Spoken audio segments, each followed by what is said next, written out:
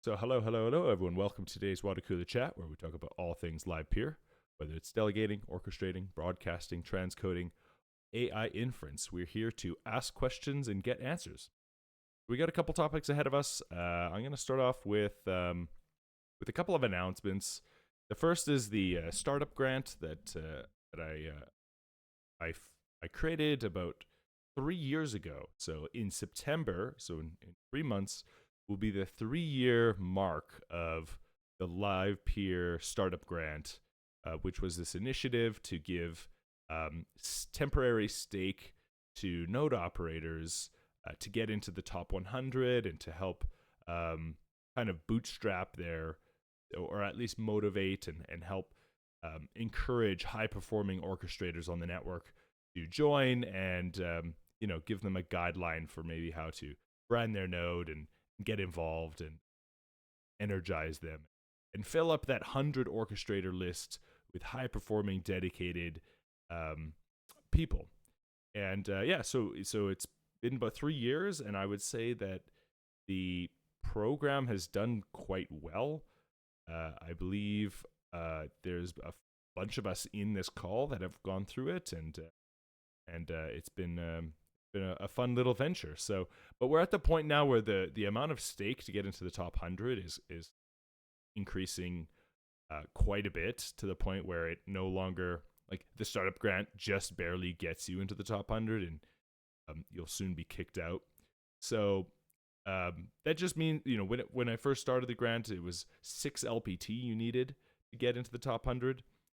Now you need just under 3,000. So the community has grown immensely since then. So with that being said, probably gonna sunset that project, that initiative, and no longer have to maintain it, because I'm starting to check the updates less and less frequently on who submits, and then people are like, "Hey, I submitted like 2 months ago," and I'm like, "Oh, yeah, I have not been giving as much attention as I should to it." Just going to be ending. So yeah, look forward to just well, don't look forward to it, but anyway, yeah, that'll be the end of that. Great. The next topic is I just want to give a quick thank you for letting me be part of that, and actually the first recipient of it, because it was, especially at the time, very, very nice and encouraging. So thank you for doing that. I think it was very helpful for a lot of people. I wanted to give you a shout out. Yeah, probably. Yeah. Thank you for that as well. I'm one of the recipients of the grant, and to be honest, I would like to see it going. I think it's helping a lot of people to come through. So probably even community could help out if amount of stake is getting overbearing. So maybe more people would put some LPT aside to join in. Yeah, it's interesting. I've been wondering about this. What it would mean to have it continue.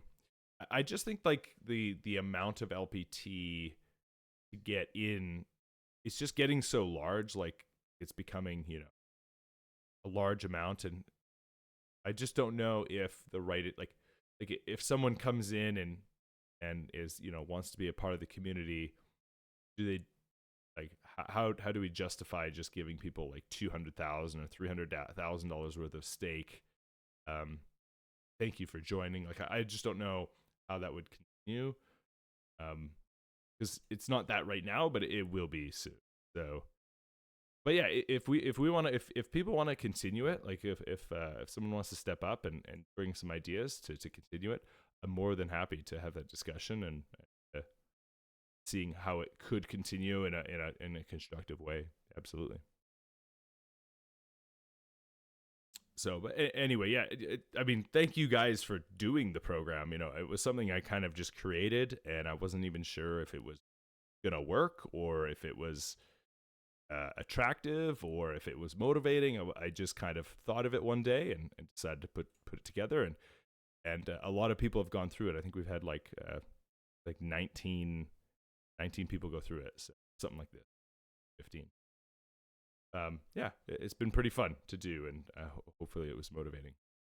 yeah, to continue it on, just reach out, or if you have any ideas on what to do, then yeah, let me know. Cool. Any other comments on the startup grant, or opinions or questions about it?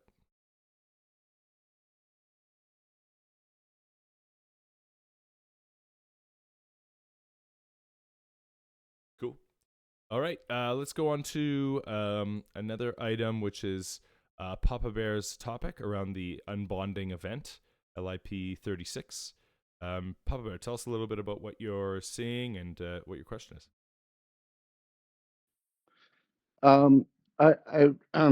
Nothing really that I'm seeing, because I wait until before I unbond. I always wait until the round is locked. But rereading it over the weekend, I think it sounds like you don't have to wait until it's locked. You just have to have already called your reward. And then the part I guess I'm not sure about is um, I don't know if the fees are also included in that. If you lose out on any fees that you may earn after if you unbond during a still opened round. I don't know how to phrase that. Um, so I mean, and it's not nearly as big as a deal as it used to be, because tickets aren't worth the same amount. I mean, if we lose out on $4 or something like that, it's not the end of the world. But I just was wondering if anyone had any clarity on that or knows for sure, Yeah, or so has a I better looked read in. comprehension than I do. Yeah, Yeah, so go well, ahead, Ron. I was looking into it a while back. That's why I created that bond transfer script. That transfers the amount of bonded to your node or to your wallet to different wallet when the round gets locked. So the basic issue there was that if you do any bonding manage action, so bond, unbond, or withdraw your stake, you lose out on the fees. So I'm guessing it's just been made to stop people hopping from node to node, I'm guessing. So trying to get in a lot of fees like in the day. So I do believe it's just the fees that are affected, not the stake itself. So because I was looking for some fees missing as well a while back before I created that script. So I was chasing 0.02 ETH that's gone missing. So basically if you delegate it to a node and he gets winning ticket, but you have withdrawn some of your stake, let's say in beginning of a round, and he gets a lucky ticket end of a round, you're not getting a share of that fees, basically. If that makes any Right. So sense. so it's mostly fees that would be something that you would lose out Affected, on yeah. if the fees come in after you unbond, I guess would be the time during that period from unbond to the next round. Yeah. Right. So it And of does. course, that also assumes that you've already called your reward. I think. I think. Um,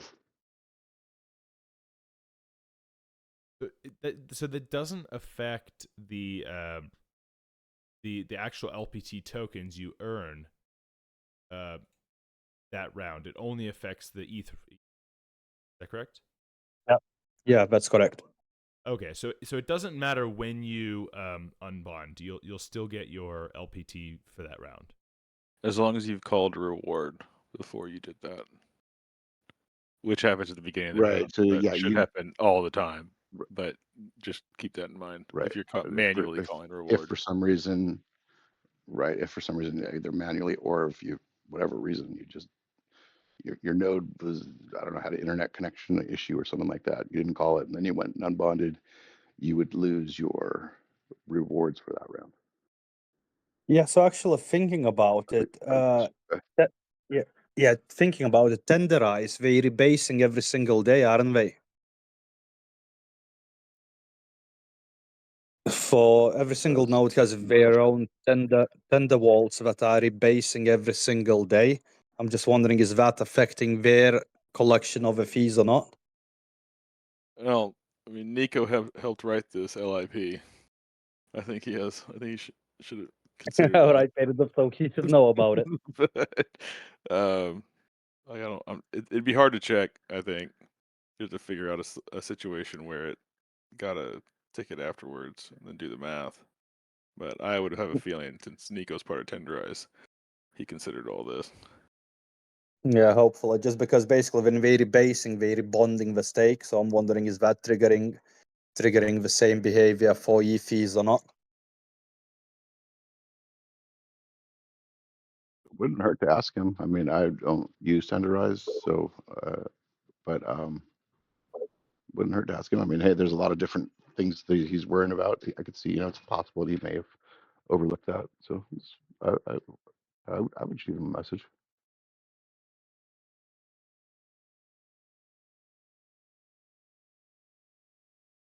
Cool.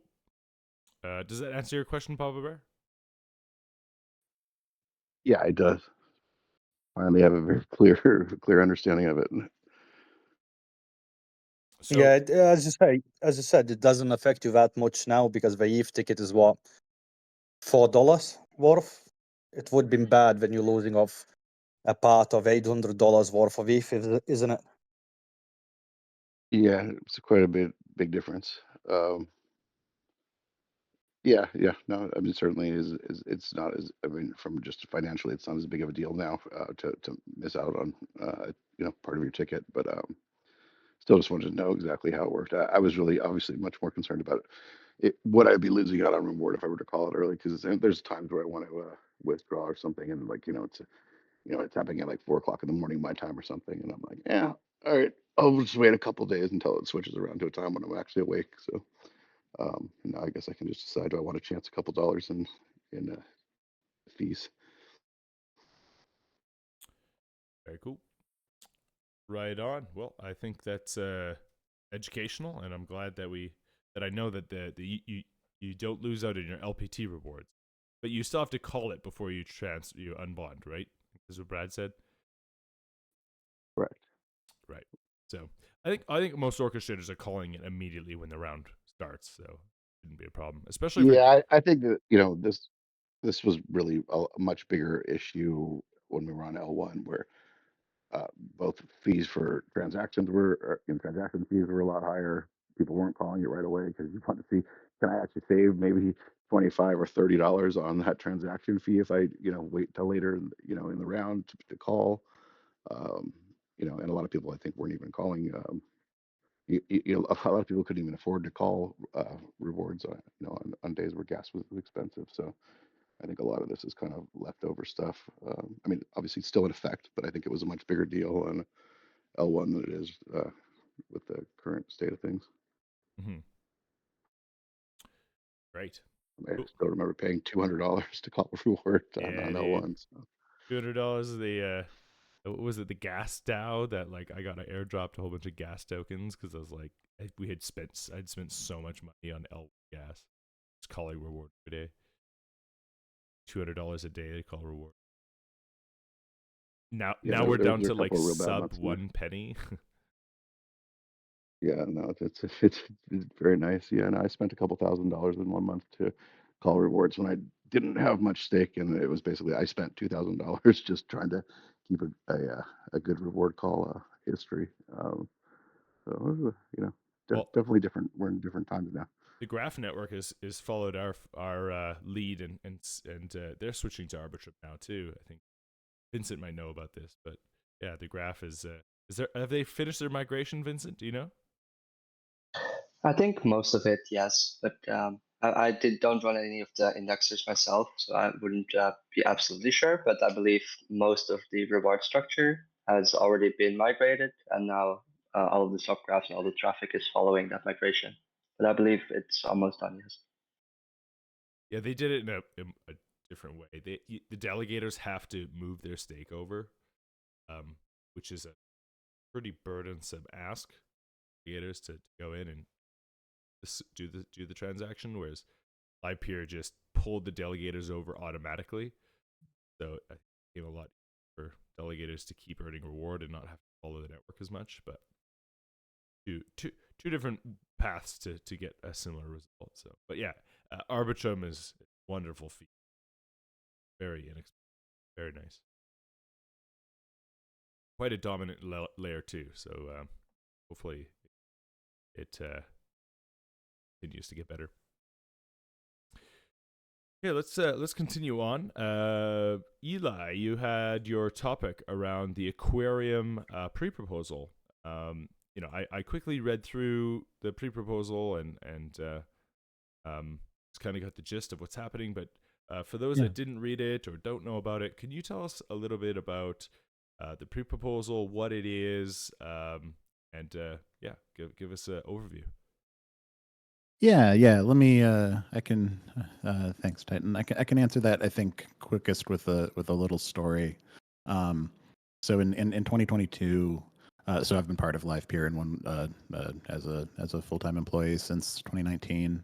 In 2022, we sponsored lots of Ethereum events, and I went and sat at the Livepeer booth at lots of different places, in Denver and Amsterdam and Bogota and all of these. And the same thing kept happening to us where people would walk up to the booth and they would say, oh, Livepeer, I've heard of Livepeer. It's like decentralized Twitch or decentralized YouTube. And right now we have to give them this really uncompelling answer, I find, which is, well, it's more like infrastructure on top of which someone else could make decentralized Twitch or YouTube, or maybe this would be one piece of the puzzle. And what do you think? What could you build on top of this? And I found myself increasingly, I want them to come up to the booth and say, Livepeer, it's like decentralized Twitch or decentralized YouTube, and I can say, yeah. And here's what a decentralized live stream is. And here's what a decentralized VOD is. And here's how you work with those things. And here's how you create new content. And here's how you do really interesting dynamic things with these applications. Take somebody's video and clip it and duet it, TikTok styles, put your own face on it, and create new content that's still cryptographically related to the initial content, that sort of thing. So that went down a long road. I pitched it internally at Livepeer a lot, but it sort of became clear that that wasn't going to be Livepeer Inc.'s focus at any point. And with this treasury thing happening, I thought it might be a good time to try and launch something else. So what Aquarium is it tries to provide an answer to that question. It tries to provide an answer to what decentralized live streams are, what decentralized VODs are. It does that by not by inventing its new constructs entirely and forcing the whole world to use it, but instead by indexing decentralized social networks. So the thinking is Farcaster and Blue Sky are both blowing up right now. Both of these are huge decentralized projects that, based on users assigning their data. And we want to add the video layer to these. So we'll use these decentralized social accounts as the source of truth. That's the sort of user that you have for this. We're going to deliver a node software that anybody can run to facilitate processing and distribution of this video. This node software, of course, will include Go Livepeer and integrate directly with the Livepeer network. And we also want to ship an app. Something that I think these social networks have done really well is that if you don't really care about crypto, you don't care about sovereignty, you maybe don't understand what signing is, you can still just download these apps and boot them up. And from a user's perspective, it looks the same as if you just launched Twitter, and you don't necessarily have to care about the decentralized underpinnings of everything, right?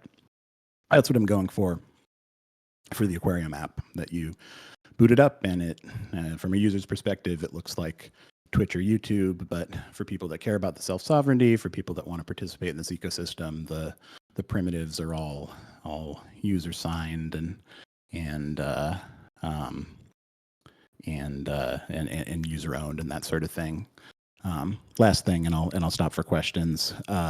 So one of the reasons why nobody's ever been able to take down Twitch or YouTube is because achieving global low latency live video processing and distribution. It is incredibly expensive, right? And it's only been Google and Amazon that have been able to actually achieve that sort of scale. the trick we're trying to use to take that down is that with using this signed content, sort of using the same trick as BitTorrent, but basically if you're playing back an Aquarium stream, playing back an Aquarium VOD, you can play it back from any node, untrusted. Anybody's Aquarium node, anybody that is willing to put up some bandwidth, run a server, that sort of thing.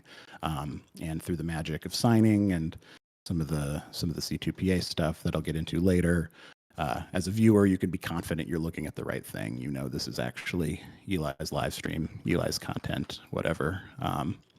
In that way, we disrupt these giant CDN networks by allowing you to download the content from anywhere. Yeah, lots to get into. I know it's a big proposal. I know there's a lot of technical things in it. So yeah, I'd love if people have questions and we can move that way. Yeah, very cool. Yeah, like I said, it's a quite detailed proposal and has lots of implications, and very interesting. I just want to quickly start at a high level. Like, you kind of said you're leaving Livepeer Inc. Like, if this treasury proposal doesn't go through, are you still leaving Livepeer Inc? What is the risk to your job or your involvement with Livepeer going forward based on the outcome of the treasury proposal? It's a good question. I would say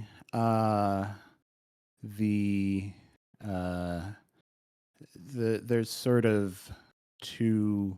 There's no secret that there's sort of two divisions at Livepeer right now. You've got the Livepeer Studio team that's working on making that hosted platform as good as possible, and you've got the ecosystem team, which has been largely focused on the AI SPE bet, and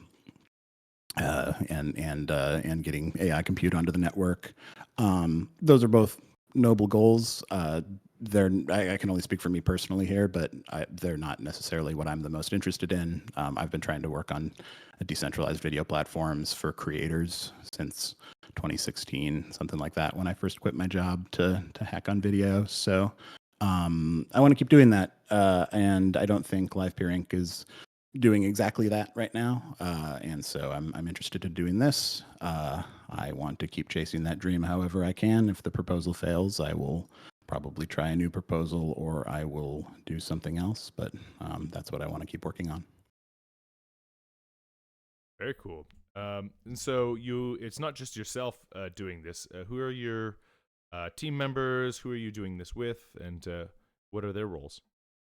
Yeah. So I sort of came up with the initial draft version of this and sent it to a lot of people I trusted to get feedback and communication. And also I've been in the situation of moving on a big project by myself, and it gets very lonely and it gets hard to stay focused and that kind of thing. So I really was interested in finding somebody to be sort of a co-founder of this with me. And as I shopped it around, Adam Soffer, who also very, very long-running member of the Livepeer team, helped build the first version of the Explorer, and he did build the first Livepeer subgraph, that sort of thing. He expressed an interest in working on it with me. Adam is probably the best front-end engineer I've ever worked with, and also a great designer. So he's perfectly suited to sort of lead development of the app side of things, while I can focus on a lot of the stuff on the back end. So I think it's going to be a really good pairing in that way. And it's just the two of us for the moment. Yeah, big shout out to Adam, the OG in the Livepeer industry and Totally ecosystem, and super helpful. Great.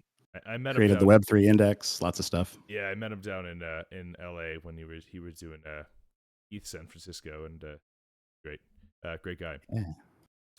Cool. Okay. Yeah. Well, let's open it up a bit to the community here. Does anyone have any questions for Eli on the proposal?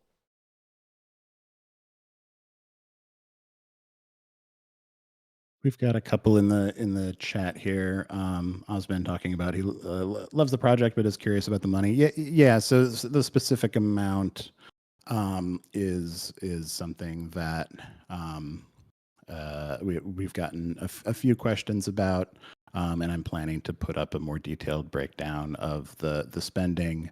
That being said, I'll be transparent that like most of it is we're planning to, we want to raise enough to really be able to take the time and run at this full time. So we're planning this over an 8 to 12 month span, that this would be, this is the funding for Adam and I to run at this. And that's going to be the biggest line item.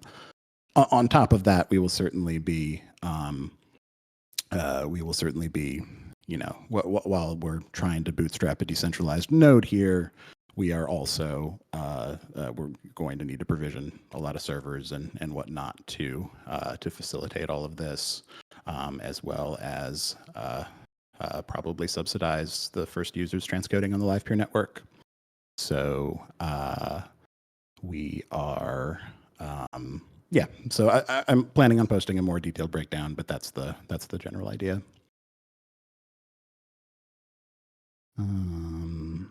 How are you going to monetize it if it's going to be MIT? Great question. And I think we've got some interesting ideas down that.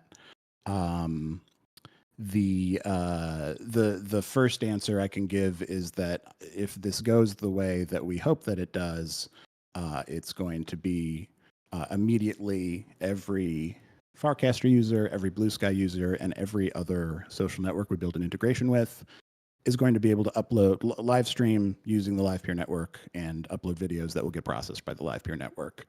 So if we deliver on that, a year from now, there's going to be a huge influx of traffic, and we come back to the treasury and say, hey, see how popular this has been. I hope that people would be willing to finance it, willing to finance us again. So I definitely do want to come back to the treasury if possible.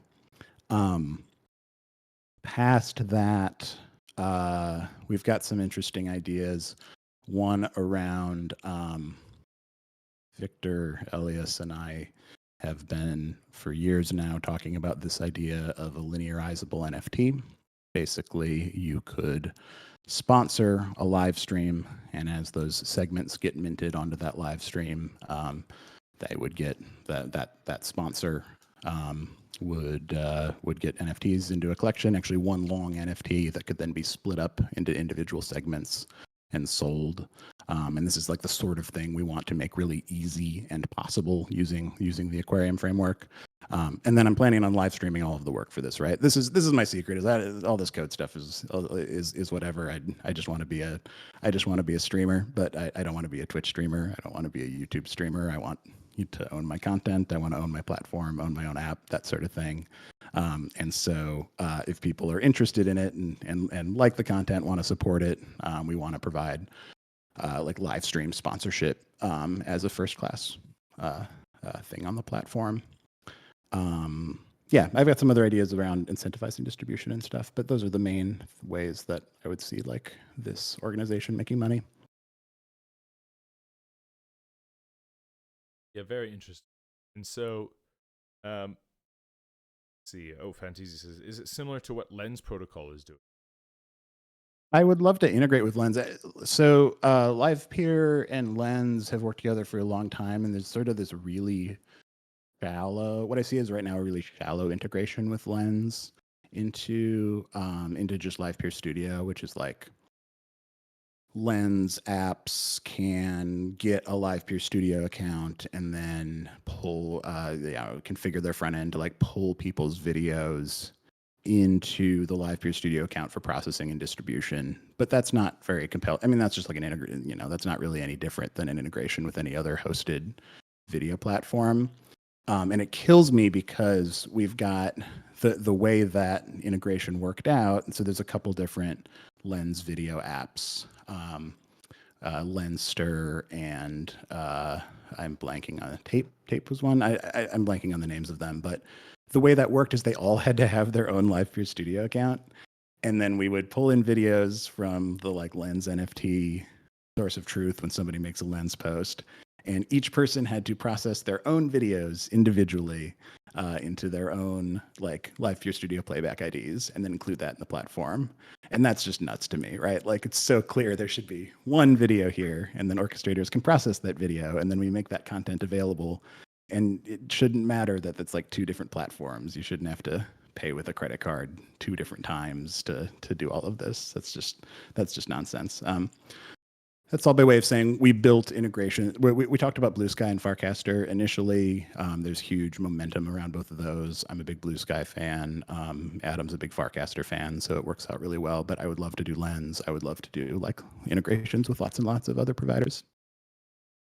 So Lens is not signing the videos, right? They're just having like a lightweight studio integration, essentially. Their video is an afterthought. Would that be fair to say? Yeah. I think so. I do think that Lens videos are at least like content addressable. Like when you post a Lens video, there's like an IPFS ref. So that part's okay. It's everything that's after that, right? It's like everything from there to getting those videos in front of eyeballs. That's just like a centralized Livepure Studio distribution. What I'd love to do instead is like, hey, this content exists and it can be exchanged peer to peer, and we can, somebody's going to pay for this content to get transcoded from 1080p to 720p, and then that 720p rendition can be exchanged peer to peer with a provenance chain back to the original poster, that sort of thing. So you can, if you care about this stuff, you can look at the metadata and say, okay, I'm looking at this 720p video that was originally posted by this person and then transcoded by Titan and then distributed by this person. And all of those things are signatures that you can see on there.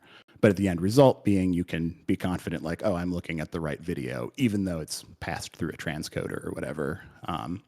Either there's like a cryptographic proof of that, or you have security in that, knowing that somebody's put their stake behind that transcoding, and it would be bad for them if they did a bad job, that sort of thing. So you're a Livepure studio competitor, essentially.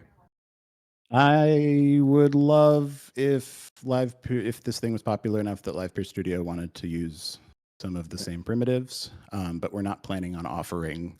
I don't see it as a direct competition to like what Studio's doing from like a market perspective, which is like going for big clients and having them sign up with a credit card and that sort of thing. But it's more like providing a native answer for video distribution within the Livepure project. And I would love if it works well enough and is popular enough that Studio wanted to integrate with it. Hey, I'm kind of curious, looking over your details on the proposal that you put out, the peer proposal. What are your thoughts about the index of data? Is that something that would be managed by those who decide to run a copy of this stack for their own purposes? Because it doesn't seem like that's part of the public design.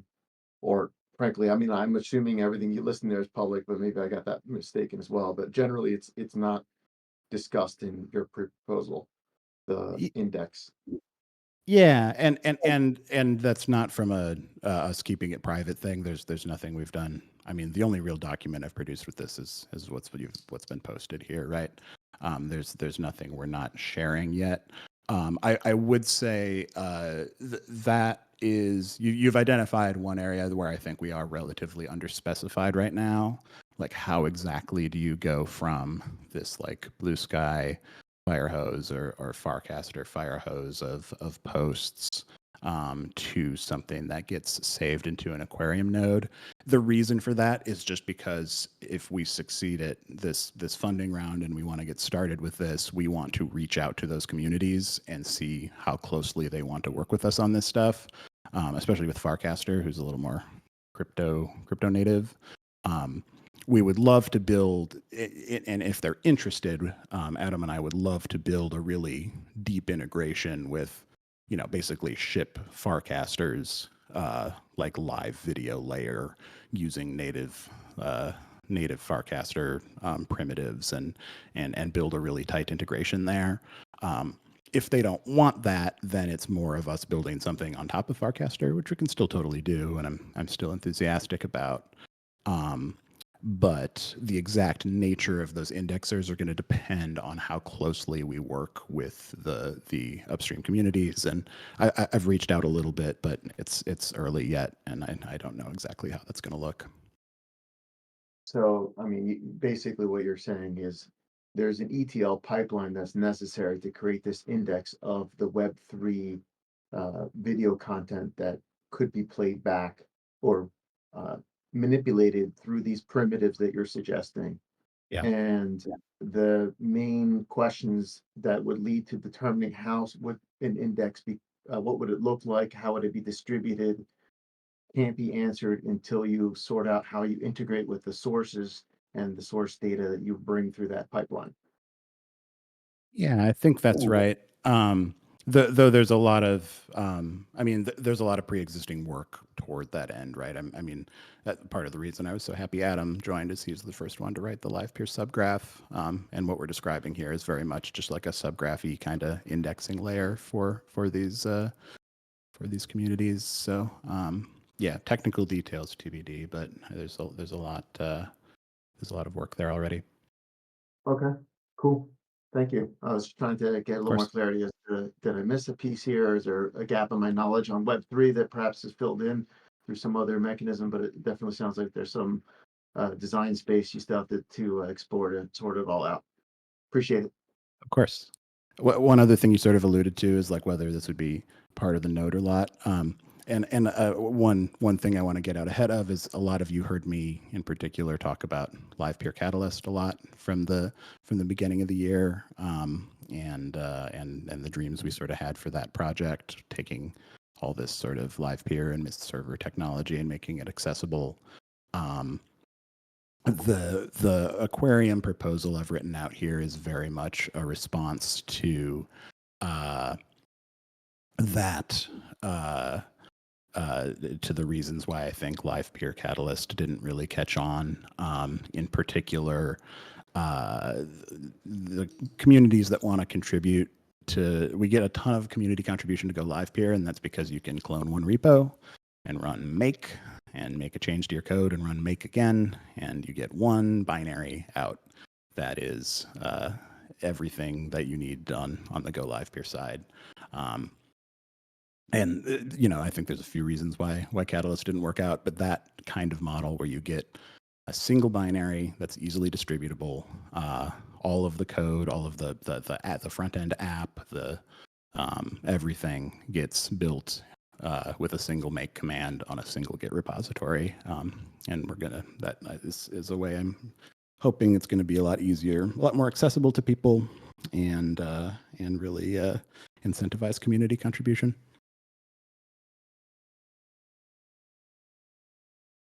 Eli, I want to talk a little bit about that node. You said it's kind of like an indexing item. Is it also going to have features like work as like a CDN or these kinds of things, or is that not the path you want to go? Yeah, so the plan is, so here's one thing I think Livepeer Studio did really well, is they have what I think is really, from the video industry, they've got best in class, like global video distribution. You spin up nodes in different countries all over the world. You tell those nodes where they need to receive video from, and users are then able to play it back over low latency WebRTC using Mist server, and it works really, really well. So yeah, that is a piece of it. Is we want to add the ability. So yeah, it is really attempting to be a replacement for a traditional CDN, in that there's this really simple node that you can run on lots of servers. As a node operator, you can configure what kind of content you want to distribute for what people, and probably in exchange for what money, although that's sort of preliminary. We've only just started thinking about that aspect of it. And then, yeah, the nodes take care of talking to each other, receiving, segmented live video streams, verifying the C2PA signatures on those video streams to say, okay, yes, I've verified this is in fact Eli's video stream, and then distributing it to the users. So yeah, we are really going for.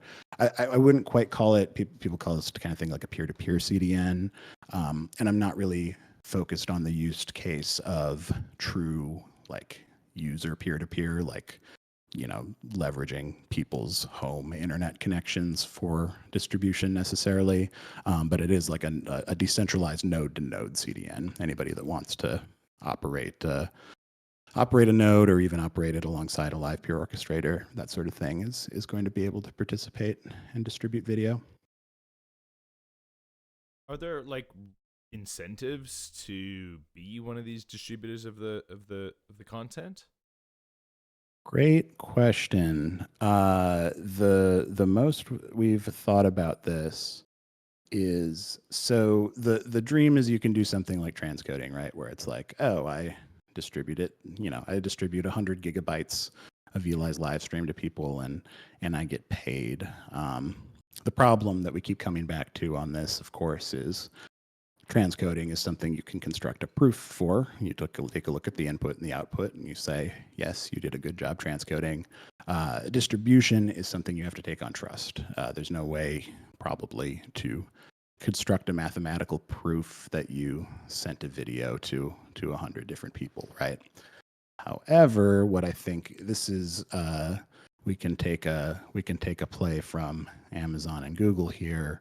How is this problem actually handled at scale for people is with advertising. Because so imagine that you're the Coca-Cola company and you want to distribute video to people and insert Coca-Cola ads. You insert a Coke ad every 3 minutes, every hour or something like that. And then you can run a bunch of Aquarium nodes that do that, and you can even have even sort of sign and get people's consent that that's what you're doing, and you don't care that it's not provable, right? Because you're the one distributing the video. You are confident that people are seeing your Coca-Cola ads because you're the ones that are giving it to them. So I think that's a really interesting design space around incentivizing people to run these things, because you can get ads out that way, but only at the very sort of initial design phase for this sort of thing at this point. Very interesting. Oh, cool. One last question I have, which is around your low latency WebRTC. Does the WebRTC get transcoded through Livepeer nodes? Like how does WebRTC fit in with ultra low latency and Yeah, it does. This is something that gets raised from time to time. The thing that's difficult to do with WebRTC is ADR. Like automatically changing the bit rate of a viewer based on the available bandwidth. There's just like for technical reasons, there's reasons why that's easier to do with HLS video than with ABR, than with WebRTC. But it's not impossible, and also on the distribution side, they can pick whichever rendition they would like to play, and then they're looking at like output from the Livepeer network there. So I would imagine this is going to be I would imagine every stream wanting to get processed through this. I would also say the other piece that I sort of bring up in here is a C2PA integration with Livepeer network transcoding. So what's really interesting, I think, from an orchestrator's perspective is right now when you transcode a segment, you get the input segment, you process it, you send it back. There's like a signature that's verified between the B and the O, but there's not much more past that. What the C2PA stuff does, and this is the Coalition for Content Provenance and Authenticity. I'll put it in the chat here. But this is how we would have built the Livepeer network had this existed when this originally happened. or when the Livepeer network was originally stood up. But basically, it provides a mechanism for sort of semantic signatures of video content that can be verified by lots of different providers. And so what I mean by that from an orchestrator's perspective is right now you do this transcoding and it's sort of opaque. When we do the C2PA upgrade, you're going to transcode a video segment and the output is going to be this digital artifact that says, hey, this video was created by Eli, and then it was transcoded by Titan at this time using these parameters. You know, if you don't like the output, then you could then go take it up with Titan, that kind of thing. And so it immediately turns these the content transcoded on the Livepeer network into something that's much more useful for, like, the example here would be for NFTs, right? NFTs that now you can say, oh, this actually verify this provenance chain and prove this provenance all the way back to the original creator. It just like immediately increases the utility of the Livepeer network and enables a lot more interesting things. Very cool. That's amazing. Last question for me. Maybe I said that last time. You know, it sounds very, you know, we now have this treasury, you know, on-chain treasury that has the ability to distribute funds, which didn't exist before. It's all relatively new. You know, how do you see working with the treasury? Do you think this is going to work well for development? Do you think it's going to be like, are you going to be selling your tokens immediately? Are you going to be staking them? What is your interaction going to be with the treasury in this new kind of primitive of protocol change we have? Great question. I would say, well, we don't intend to sell them immediately. We are looking to finance day-to-day operations, so it is something that that we would do over time. Potentially, staking would be. I mean, yeah, staking is probably a good idea for the first. You know, for money that we don't intend to spend right away. There's really no downside to us staking it on the Livepeer network, with the understanding that our intention is to, you know, eventually unstake it and use it to finance operations, that sort of thing. But from you know, but zooming out from like the specifics of the handling of that token, I'm really excited about this concept of funding a project this way, where rather than, you know, if we weren't doing it this way, Adam and I would have to go either some sort of crypto ICO kind of route, which has a ton of downsides, or venture capital, which is of course completely fraught in itself. My dream here, my hope is that we could, you know, the proposal passes, we build this app, build this node. It's incredibly useful to people. It gets a lot of attention. It gets a lot of users, and then we can come back to the treasury and just sort of point to that and enthusiastically do it again. It's like a completely novel way of financing a project on this scale, and I really think it could be beneficial for everybody, serve as a pattern for how community-led projects can succeed into the future, all of this sort of thing. Very cool. I like it. I like it a lot. Any other questions for Eli?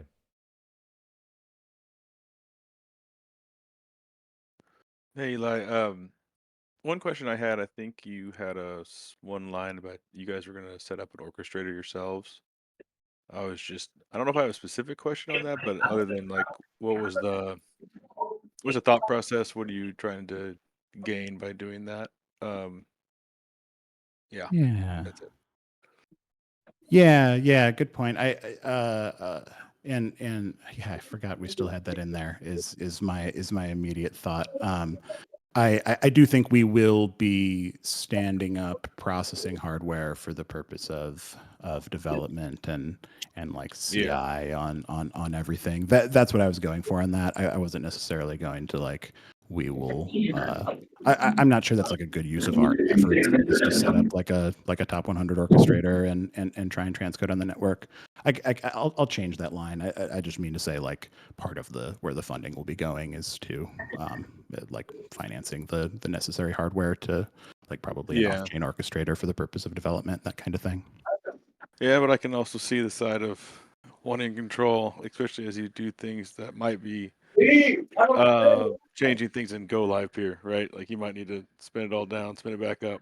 At least that's what happens to me sometimes when I'm trying to push stuff through.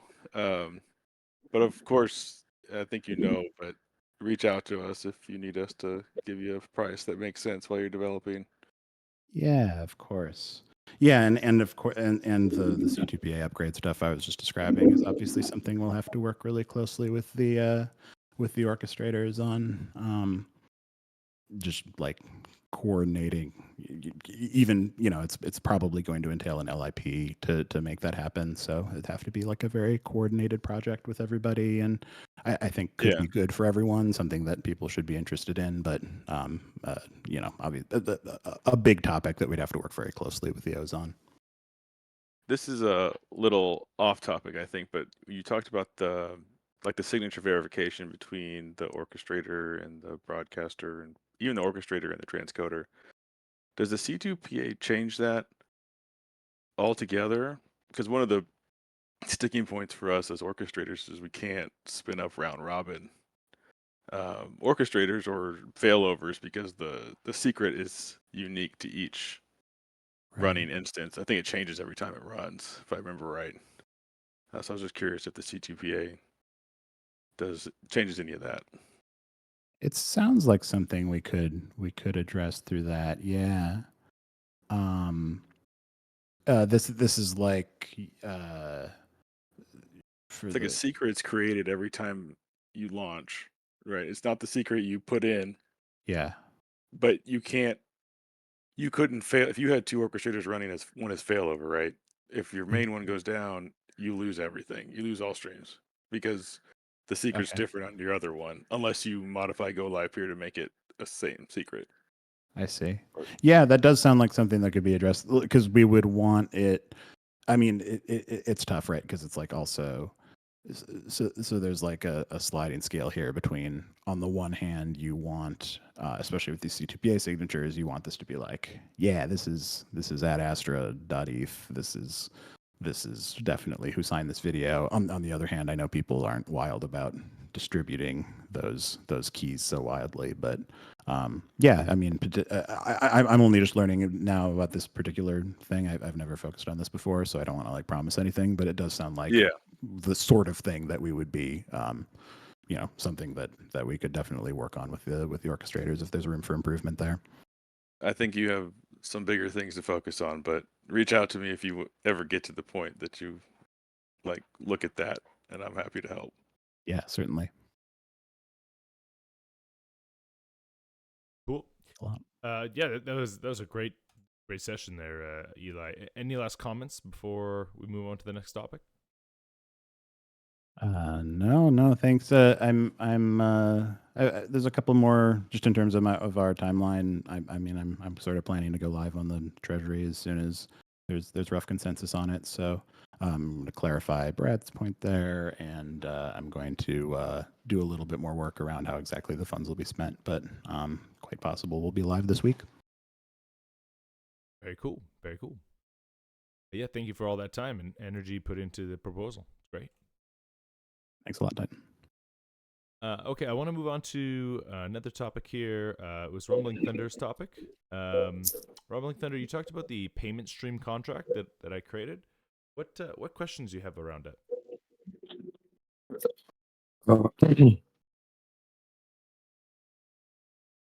Can you guys hear me? Yeah, I can hear you now.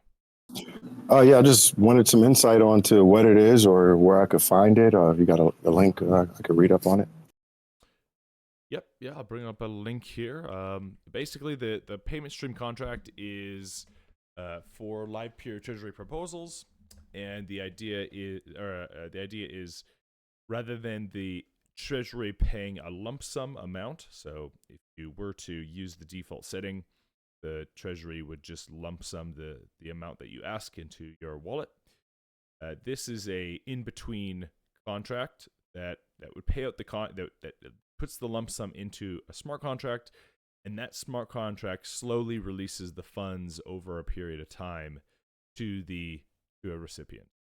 And the idea of doing this is it gives more confidence to the voters that if you're not following through, or if you're trying to be a malicious actor, there's 2 assigned guardians that have the ability to revert the funds back to the treasury. This can also be useful in case you have something like a compromised wallet. Rather than losing the funds in a vested contract, we could reverse them back to the treasury, and we could reapply to send them to a new wallet that is not compromised. So it's just a way of protecting the treasury and giving confidence to the voters that someone won't just get the lump sum payment and run off, never talk to us again.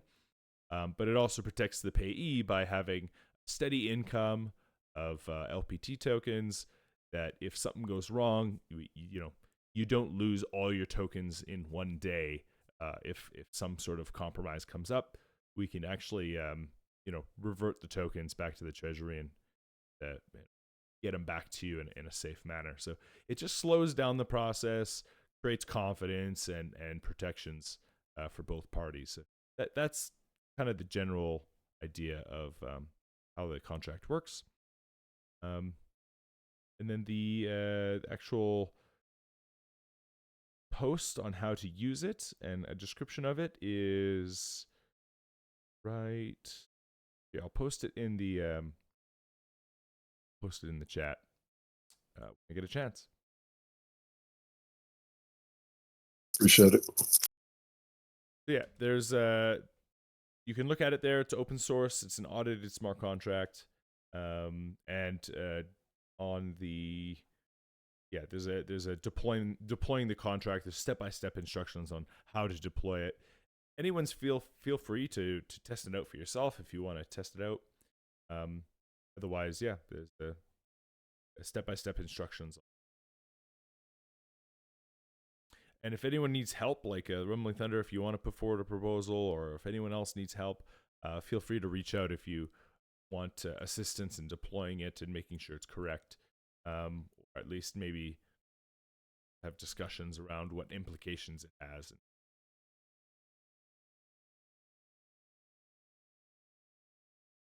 Copy that. Cool. Awesome. Thank you so much. Let's see. Fanteasy says, Titan, could you use your contract with Tenderize LPT? Any ERC20 token you can use. So their TLPT, I believe, could. Yeah. Yeah. Of course, you're not going to receive TLPT from the treasury, but it would be cool to be able to choose on your proposal if you get LPT or TLPT, because this way you don't, like, the disadvantage of using this stream is basically, 44% APY, right? Yeah. I mean, that's actually a really good comment. I never even thought of that. If you do get the lump sum, then you get to stake it immediately and get 44% while you're maybe spending it. And one would almost say, like, hey, at 44% and say a year-long vested contract, I could almost take the entire stake it, and that would pay almost 50% of the entire amount that I asked for. Yeah, exactly. Pretty significant. It's almost like free LP. If you just staked it for 2 years, I mean, your treasury proposal becomes twice as effective. Yeah, interesting point. Yeah. Wonder if there's a way to like add. It would be pretty custom, but no, that would be really complicated. Add like stake it, and you'd have to like withdraw the stake, or like you said, TLPT. could you convert, you swap the LPT into TLPT on receiving it, and then stream the TLPT to you, right? I don't know. Yeah, you have like a bridge, and you pay to the bridge address, and then somewhere on that bridge, you do that conversion of the address that you bridge it from to your address. I mean, that's I think Tenderize could think about that. Interesting. Because yeah, I mean, I could see that being useful. Yeah, but then again, like, yeah, huh? Okay, yeah, I'll have to think about that. I'll get some more feedback. I think I was alluding to this last week. Like create a trust. When I said create a trust. Oh, to restake the tokens so that the tokens are staked, earning interest to pay out the recipient. But who would they stake to? That was one of the conversations we had around the treasury itself, like staking its tokens. How do you objectively choose who to stake it to? So the nice thing about creating, if you did it smart contract style, then you would choose the person you want to stake with upon the deployment of the smart contract, and it would be specific to that individual treasury proposal. So you're allowed to be biased in that sense. Interesting. I'll have to sleep on that one. It's a good point there, Fanteasy. Thank you so much. That being said, Fanteasy, your topic is around a lightweight SPE. Do you want to give us an update on your topic and what you're thinking? Yeah. So our proposal obviously, didn't pass, but if you take away a couple of big whales, there was one vote for 2.4 million against us. Then Virus and Numeris, 1.5 million. So it was almost like 50-50, honestly, until these two big votes. And there were a couple of also big votes from the Livepeer core team against us. Like I looked at their wallets, they haven't been active since 2018. So we definitely, triggered the big whales. I think the two problems is lack of common good in the proposal. That's like problem number one. And the number two problem was adult, just the branding risk for Livepeer ecosystem with adult space.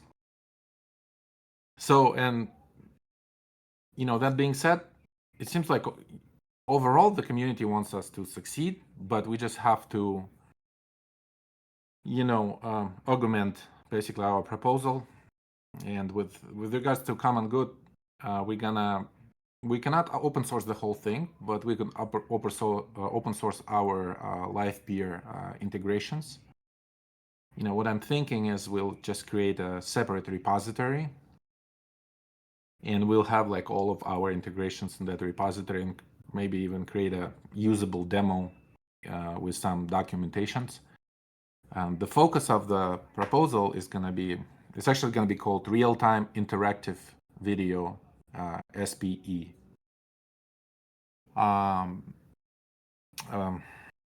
Okay, I'm losing my train of thought here. Now, the second problem with adult industry. We're going to remove everything adult from the proposal, and actually it was a very good feedback. We're going to be updating our branding. Turns out camming business is really not adult business. It's called simping. And that's considered to be now a separate industry. And if you look into OnlyFans, they don't really brand themselves as adult. Adult is sort of a dirty word, so to speak. So we're gonna follow that OnlyFans approach. I already talked to my branding partner, and we're gonna update the landing page, and we're gonna make it more consistent with our name, Fanteasy. So it's gonna be very subtle. right? Very playful, and not like adult industry in your face everywhere, you know. So that's already in progress, and then we're gonna package everything as a lightweight SPE with a big focus on what's in it for Livepeer ecosystem. I actually have a draft of the proposal. I'll be asking for some feedback, but here it is in the chat. You can view it. So I'll be working on that this week, and maybe once I get some feedback, do another forum thread on this, and hopefully go live sometime next week. Maybe this time it will pass. Who knows? I'll stop here. Is this a real-time interactive video SPE? Is this like an open source thing, or is this again like a part of Fanteasy's proprietary stack? So we'll open source everything relating to, you know, Livepeer integrations. We'll do blog posts, and we'll basically share, you know, lessons learned on how to, you know, build a scalable solution for interactive video. Because right now, actually, there's some problems. Like when you integrate with Livepeer Studio, there's like a startup time problem. It takes from 5 to 8 seconds to start a live stream, which is somewhat unacceptable for interactive video, like for our cam-to-cam sessions, for example. So we're actually like in the middle of signing like a support contract with Livepeer Studio, where every 2 weeks we'll have a 1 or 2 hour technical sessions that we will pay for, and hopefully they will prioritize some of the enhancements and make it more capable of doing interactive video. And that's also part of the I would say common good for the whole Livepeer ecosystem. Stress test it and make it usable for interactive video. Stop here for questions. Yeah, does anyone else have any questions around this this idea of an SPE?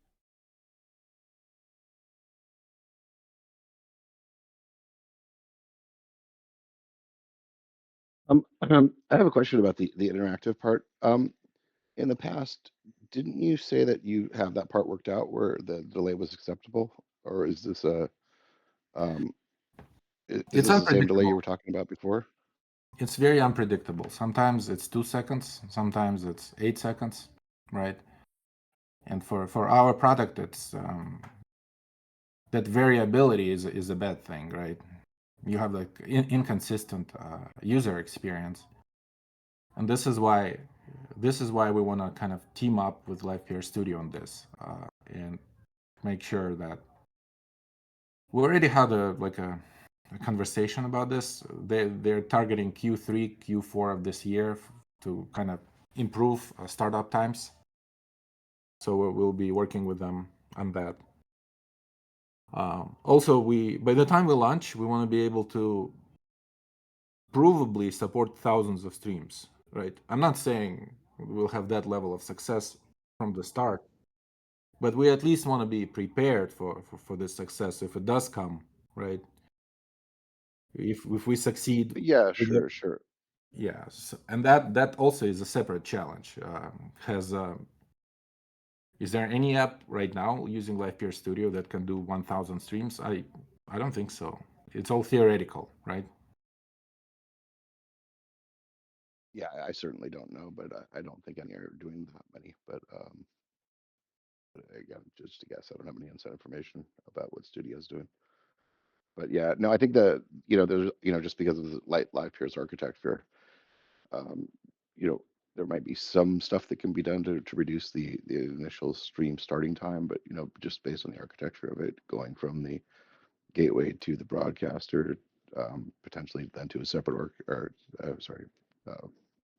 gateway to the orchestrator to potentially a transcoder and then back. There's a bunch of hops in there. So I'm curious to hear or see. I mean, I would obviously it'd be great for everyone if that time can be reduced. Yeah, and we'll try But yeah, to. no, I just thought in the past that you were happy with what you were seeing. So that's Yeah. just kind of news to me. And we'll try to measure it, and basically all the lessons learned throughout this process, we'll share that with the community in a blog post. Right. You may need to just have some kind of a flash screen connecting you to your, entertainer now, and then the stream's connecting. Yeah. No, I'm sure you'll figure out something. All right, Another Dan, thing. thanks. I was just. Another thing is, we do at some point create a SES product, but that's more like a 2-year horizon. So that I put that into proposal as well. But it's featured, yeah, on basically interactive video, scalability. We'll open source some things, write some blog posts.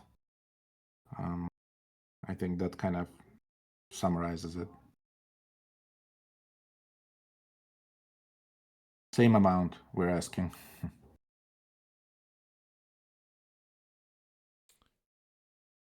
So I stepped out for just a second.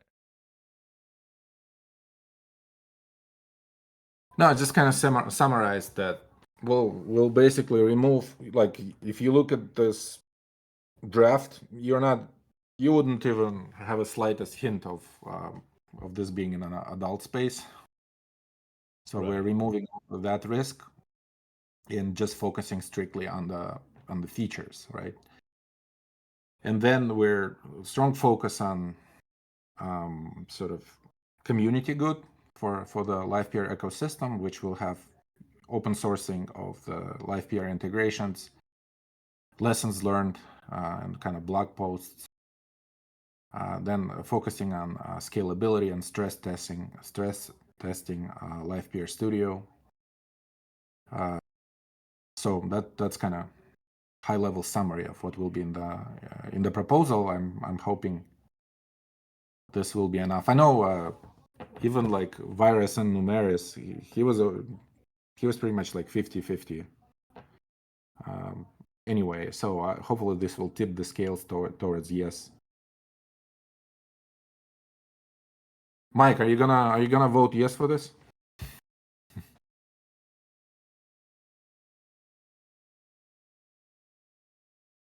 Sorry for calling you calling me out. Hey, again, I think if it's a public good, I think a lot of the content you're talking about makes a lot more sense. I'd like to read in and check out the details before I make a decision. I abstained. I wasn't sure which way to go. So I didn't have a for or an against. I just think it was really let the broader community choose. I would have been fine either way.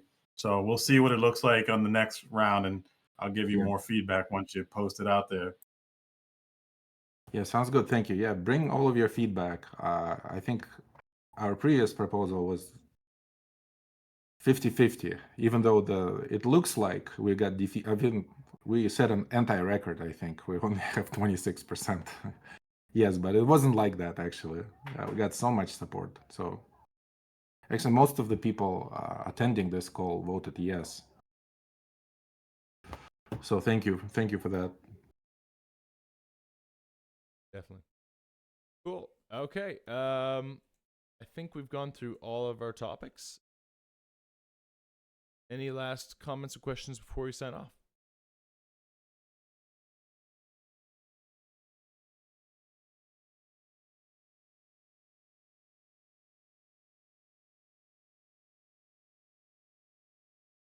All right. Well, with that being said, thank you, everyone, for coming to today's Water Cooler Chat, where we're making the world's open and decentralized video infrastructure. Do appreciate your time being here and doing the Q&A or doing Q&A sessions and all this fun stuff. So we'll see you all next week. Cheers.